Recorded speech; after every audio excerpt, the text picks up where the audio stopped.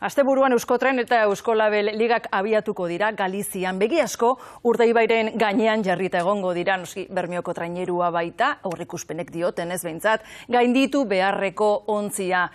Iker Zabala, kaixo gabon. Bueno, zuzenean, hemen gurekin gaur egun kirolaken eta lehenengo galdera, denboraldi aurrea, behintzat oparoa izan da oso, txapelketak jokatu, txapelketak irabazi. Bai, hala da, bai Bizkaikue, Euskadiku eta Espainiakue irabazi dugu, negoko jaitxiretan danak irabazi duguz, behintzet, oraingoz, oso ondo du gauzek, bai, orain azten da benetazko gerrie, eta nik uste dut importanteana guretzako liga dela, eta ikusiko dugu benetazko maila ia zelakoa dan, ametik eta aurrera. Hemendik aurrera ikusiko dugu, dena dela, txapelketei buruz galdetuta ere bai, ekainean jokatzea mesedegarri azkenean, kalterako behintzat ez, gero hobeto, denboraldian hobeto zentratzeko behintzat. Nik uste dut aserto bat dela txapelketak ataratie liga barrotik. Zitzik, txapelketak merezi dabelako beren tokitxoa. Orain arte egin dugu beti astin barruen, egoztenan, neguenan, jenteak lan egiten dau, eta nik uste dut Euskadiko txapelketa bat merezi dabela asteburun jokatutie eta Espainiakoa ere bai, eta nik uste dut ekainien orain arte ez dugula euki estropada garrantzitsuak eta erramolari zentzako ekainien olako estropadak eukitzea oso importantea da eta niretzako asertu bat izan da. Ez dakit ados zauden ala ez, baina behintzat kanpotik ikusita ematen du aurkarikiko pauso bat hobi aurrerago zaudetela. Ez dakit ados zaude konforme zauden horrekin. Emaitzak hori dinote, baina nik uste dut kondizinupe oso txarrak izan dira. Sobretodo Euskadiko txapelketan, olatu handize konziran, naize asko, trainero batzutan urpiloa barruan sartun da. Lehen izatea ez da esan sustekoa guretzako, baina diferentzize bai.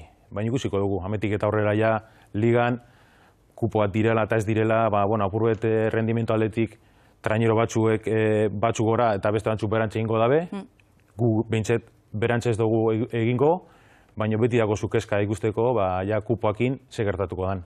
Hortan pixkat gehiago sakonduko dugu, hemendik minutu batzura, dana dela aurretik galdetu nahiko nizuke, Urdaibaik arraunlari oso indartsua dauzka, veteranoak dena, irabazitakoak asko eta asko, Kolunga, Medina, Tabarresta, asko daudelako aipatzeko, nola motibatu olako kuadrilla bat? Ja berez eurek, beti dauz motibatuta. Nire papela da, noizipein, guardia bajatuten da bide, eta nik inbedotat apurbet de poli malo esaten dana, no? Baina ja berez eurek kristolako kirolariz dira, naizta estropada asko irabazi, beti nahi dabe giza irabaztie, eta hori egun ikusten da. Entrenamentutan ikusten da beti traineru ondo jute nahi hori. Hori dagoen bitxartien, honek ez dabi utxik egingo. Hori galduten da niko Urdaibairen zikloa bukatutzat aldogu eman. Baina nik uste dut, naizta gauza asko irabazi, horren beste estropada, horren beste txapelketa, horren beste liga irabazita, honek prest dauz berriz irabazteko. Eta hori euren meritua da.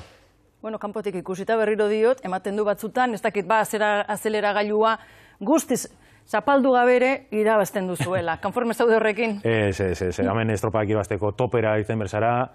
Segertatzen da, Urdaibaitako taldie, kristolako kalitatea dakoie, gero teknikamente oso onak dira, eta sobretodo, itxosozko estropadatan, nik uste dut, aurkariz baino koska bat gorago gauzela, eta beste taldetan ikusten da, gero eta debilago taldeak. Hemen oparotasunariek ez da, inon bez. Ez Bermeon da ez inongo kluban, baina ikusten da urteak etorri, taldeak erotaz makalago dauzela. Esan dugu oso talde indartsua daukazuele, veteranoa ere bai, gauza asko irabazitakoa, eta banan hartuta sekulako palmaresa eta sekulako maila dutela, hori ezin daukatu, baina norbait ere, ez dakit azpimarratzekotan ere, patroira begira jarriko gara, ez da, Gorka Aranberri, ez dago berik momentuz behintzat, ez da azaldu. Guretzako ez, behintzet, bestik ez dakit. Hau bat ez dio, horren munduak behintzat, Gorka Aranberrik ere, ez dakit mugarri, ez, izango dela, bera, zauztarra. Palmeresan nik ez dakiz emate bera baino kontxau gizau nok irabazi daben, baina palmaresak tino, numeroa tinoie, igual laster referente bat izango dela, baina guretzako, Bermeotarrantzako, patroiriko berena, Bermeondako gu, Agorka da. Bat gazteagoa datorrena, Bermeotarra, Aitor Gondra, baina gauzak artez esan behar da, eta zuzen esan behar da, Agorka gaur egunien guretzako onena dela. Eta bestentzako uste dut, geurelako desizioek hartuko dagoela. Egin ditu beharreko aurkaria ura ere, patroi moduan ez da. Bermeon aurrelari moduan ere zuk ere bidea egin duzu, entrenatzaile moduan ere bai, etxean beste inun baino hobeto? Oraingoz bai, baina bere gauztxarrak ere badakoz. Ni suertez Bermeonen nahi bizi, mundekan bizi nahi, oso lasai, baina Bermeon bizitze ez da pape erosoa. Jentea, da normala da, arraunzale asko dauz herrizen, nahi dabe galdetu, nahi dabe jakin, baina ni beste jakitzie ezin da. Eta jentea, azten da galdezka, eta askotan, ez da esaten agradablie. Ondo. Etxin baino beto, inon bez.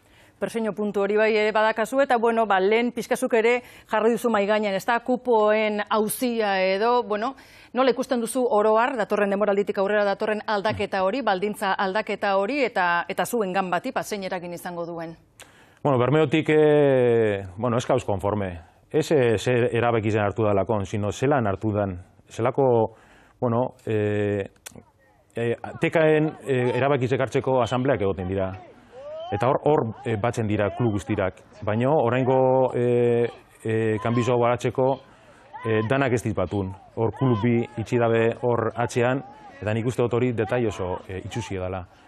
Gube pres gauz aldaketak egiteko, ikusten dugu barra mundue ez dagoela aurrera egiten. Baina nik uste dut beste norma batzuk aldizela hartun, danan onerako. Hau argita garbi dau, danan onerako ez dara hartu. Arrazo bat hau, plantilla gerota sarragoat dira, ez Bermeon bakarrik, beste klubetan bebai. Orduen, Bermeotik beti izan dugu, zeitzik ez dugu obligaten lau bost arraunlari, otai urtetik azpitik sartutide. Zeitzik esan behar dira herrikoak. Ze gaur badakozu, baina bizar ez. Orduen, eta gero ikusten dugu hipokresia asko dagoela. Beste taletan fitxajeak egiten dabe, gaur egunin hartzen duzu zelako plantillak eta Bermeoko plantillan behitzet 6 kanterano dauz, eta beste taletan, Donostin adibidez, 4 kanterano, eta hiri bata, da Bermeo herri txiki beta.